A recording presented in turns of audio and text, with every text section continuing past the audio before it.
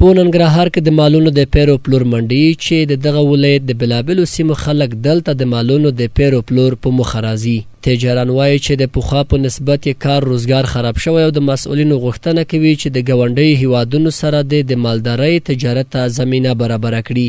100 روپۍ من ډوډۍ ورته اخلو او په 900 روپۍ بور ورته اخلو، داسې 900 روپۍ کنجاړي ورته اخلو، 3-4 میاشتې ساتو کنه کم از کم 8000 روپۍ یو غوی خرچه کوي. خامخا داسې پوروا نشي د موږ پلار نشي پوره کولی. اوله بازارونه ښه نه دي، مالونه م راوړي د ډېر ښایسته خو بازارونه نشته یاره. یقین په خدای وکړه 1000-2000 پکې موږ صرفه نه کوو خو بس نشته پکې څه شی. قرباني غوی دي ښه ارزانه دي وروره، هلمند نه راغلي دي، د کونړ نه، د هرات نه، د پاکستان نه، ټول ځای نه راغلي دي. بې قربانۍ پاتې نشي. په ورته مهال د مالدارۍ ساتونکي وایي چې د کارونو ریاست له لوري له دوی سره د درملو په برخه کې هیڅ مرسته نه ده شوې او تیر کال یې هم زیات زیان لیدلی. دوی له مسؤلینو غوښتنه کوي چې د مالونو د واکسین په برخه کې د له دوی سره مرسته وشي.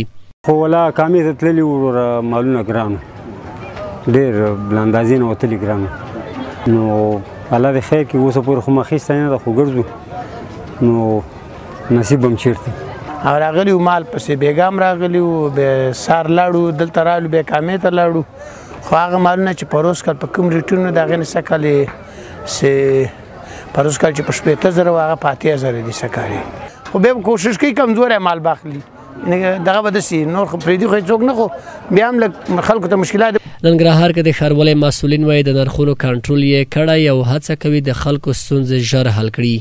جلال آباد ښاروالۍ لوري د ښار په مختلفو برخو کې د نرخونو کنټرول لپاره بېلابېل کمیسیونونه ټاکل شوي دي. په ځانګړي ډول باندې د اختر په شپو ورځو کې زموږ ټول فوکس په دې باندې دی چې وکولی شو خپله نرخنامه تطبیق کړو د ښار په ټولو نواحیو کې. تر اوسه پورې داسې کوم خاص جنجال نه دی رامنځته شوی یا ستونزه نه ده موجوده چې په هغې کې خلکو غلطي کړې. هغه چا چې غلطي کړې ده، تخطي کړې ده، د هغې دوکان او هټۍ ورته مهرلا کړې ده او اوس هم دغه کمیسیون کارونه جریان لري. د یادونې دا په افغانستان کې د کالونو را په دې خوا د مالدارۍ په برخه کې د ګاونډیو هیوادونو سره د څارویو په تجارت کلک بندیز لګول شوی چې ډیری وخت په غیر قانوني لارو راوړل کیږي. غوښتنه دا ده چې حکومت د څارویو تجارت ته په قانوني توګه لار پرانیزي، د خلکو اقتصادي برخه به ورسره ښه شوې وي.